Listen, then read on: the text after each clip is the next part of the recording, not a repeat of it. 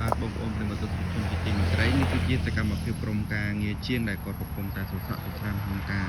អភិវឌ្ឍបន្តនៃការសាងសង់ជញ្ជាំងទុកដីនៅពលានយន្តហោះរបស់យើងអតីតពលានយន្តហោះដែលជាបច្ចុប្បន្នជាសួនច្បារសាធារណៈ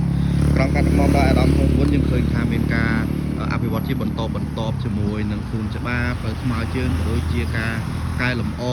នៅច្រាំងចំណោតអតីតពលានយន្តហោះដែលបច្ចុប្បន្នគឺជាសួនមុខឈាមដ៏ធំសម្រាប់ខេត្តមណ្ឌលគិរីហើយខាងមុខនោះគឺជាពីមានឯករាជ្យដែលទើបតែបានសាងសង់រួចរាល់ស្រស់ស្អាតហើយក៏ជាទីលំហែសម្រាប់កម្សាន្តរបស់បងប្អូនជាប្រវត្តិយើងនៅពេលល្ងាចផងដែរនិងក៏ជាទីសម្រាប់គោរពនៅពិធីបុណ្យផ្សេងៗហើយយើងសង្កេតឃើញថាបងក្រុមជាងក៏កំពុងតែសរស័ក្តិស្រាំមែនទែនដោយសារតែអាកាសធាតុឥឡូវនេះមណ្ឌលគិរីចាប់ផ្ដើមមានការប្រែប្រួលធ្លាក់ភ្លៀងជាបន្តហើយបើមិន